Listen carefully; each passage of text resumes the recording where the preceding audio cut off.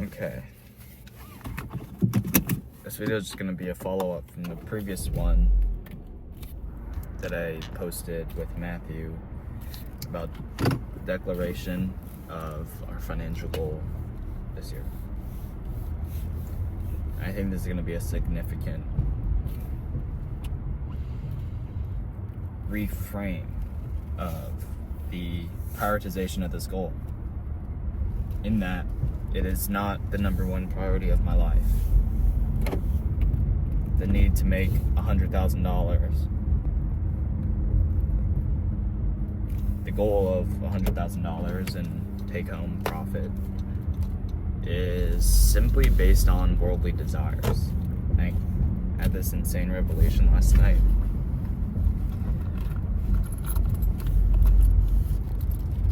That made me rethink, this goal. Inherently, it's not bad to want abundant things, to see success in my business, to travel country and meet like-minded people, and I do want these things. But I didn't even consider once about investing my money into the kingdom of God.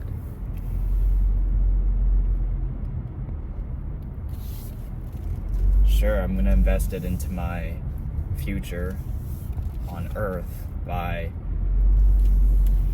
investing it into assets, Bitcoin, the S&P, IRA, whatever it is.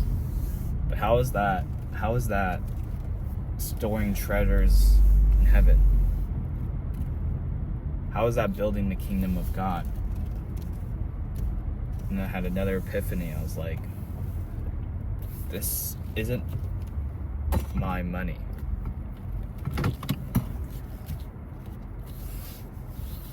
It's my responsibility to use this money, but ultimately my master, my Lord, my God should be the one to tell me what I should do with the money. And there is a parable in the New Testament in Matthew talking about the parable of the talents, where a master sent his servants to go and multiply what the talents they've been given, or the money they've been given. One servant was given 10 talents and he multiplied it 100-fold. Another servant was given 3 talents and he multiplied it by however much, 30-fold or whatever the amount was. But then there was a servant who only received 1 talent. You know what he did with that 1 talent? He went and buried it in the ground. And he came back to the master and said, "Master, I buried your talent." He said, "Why didn't you multiply it?" It was an unfaithful servant, and he didn't use what he was given to multiply his master's money. I suppose the moral of that story is God will require more from those to whom he has given a lot to. Much is required to those who have many things. And I just need to reconsider. I didn't even think, what if I have $10,000 allocated from my profits and put it towards philanthropy, or into serving my community, or into building my church, or donating to my church, giving tithes, into just cash so I could give homeless people, or people who are generally in need, just cash to get on with that day, or to make someone's day, or to find projects online, which I know there's so many opportunities from. There's a video that I watched this week, actually, or last week, about a man who unfortunately passed away last year, gave so much to the kingdom, his money towards people in starving countries and ministries in India, and it's very inexpensive to do these things. And he said he hasn't found nearly anything else in the world besides the joy that he received from giving in that way.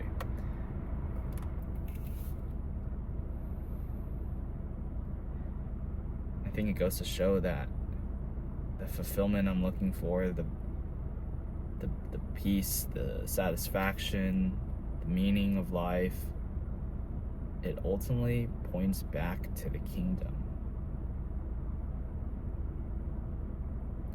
And storing up treasures in heaven. Jesus also says, "Do not store your treasures on earth, where moth and vermin destroy and thieves break in and steal. Rather, store up your treasures in heaven, where moths and vermin do not destroy and thieves do not break and steal. For wherever your treasure is, there your heart will be also." And I don't think I aligned my heart posture at all last night. Yeah, quite frankly, even with setting my goals, like going to countries and all of that. I've never really set out a goal that involves direct kingdom-related activities. And so what if, I can consider right now, I can make a decision. What if one of my goals this year is to allocate $10,000 towards a kingdom-focused mission, whether that be through doing it through my church, just giving it to another person who's really in need, to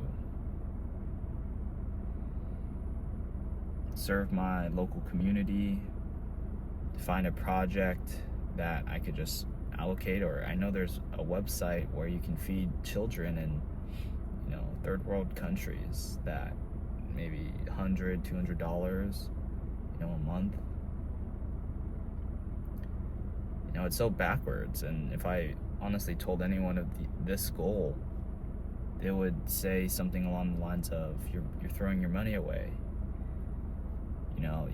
That's not an investment decision. Why would you just give your money away without any return? But I think what they don't see is that every act that pleases God, you're storing up treasures in heaven.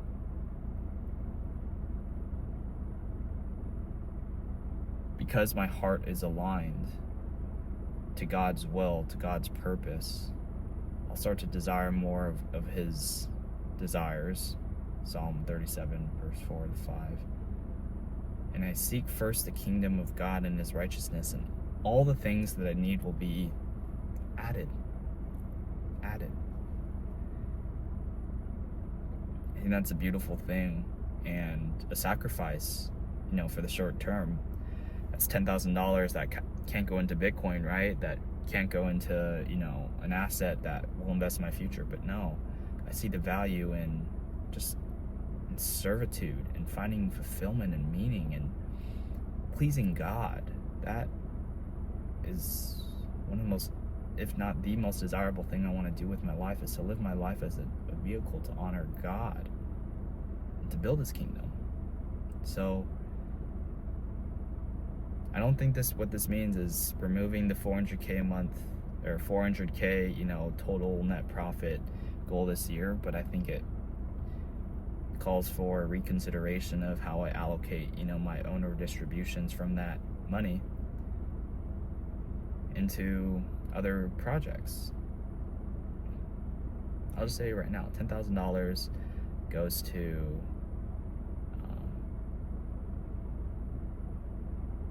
a philanthropy project of the Kingdom of Heaven this year. I'm just gonna set it right now. So, yeah.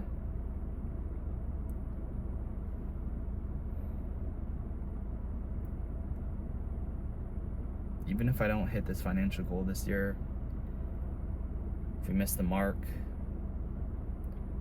I find my sense of self-worth in Jesus, my sense of satisfaction in Jesus, and peace and rest in Jesus. I don't need to work to be and make all this money to be pleasing to God. I can just take it step by step, day by day, step by step, in every way, and just do good to please God. It's very simple. Do good to please God.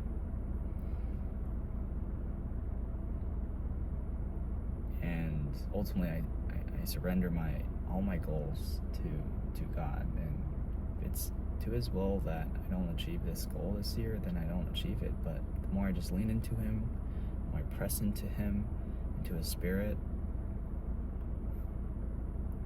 God's will be done. And I can take assurance that whatever that looks like, that was the point of my life. And I don't want to lean into my own understanding, into my own strength to hit this $400,000 goal, rather into God's. And if it's out of His alignment with His will to use this money and my business in a light that I may not understand now, but I surrender and trust that God knows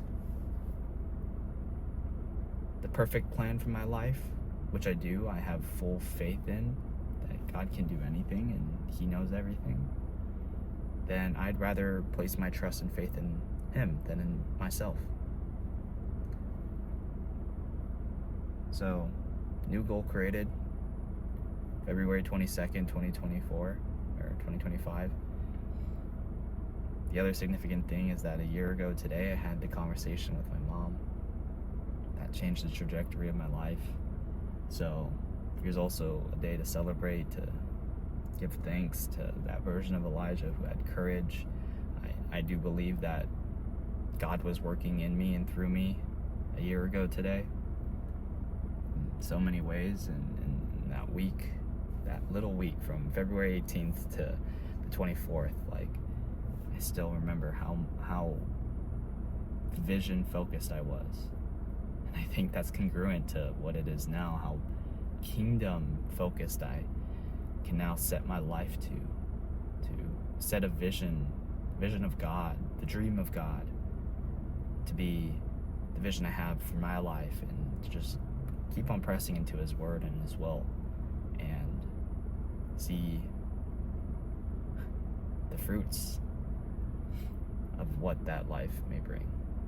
Elijah Kim. Going to end it there. Peace.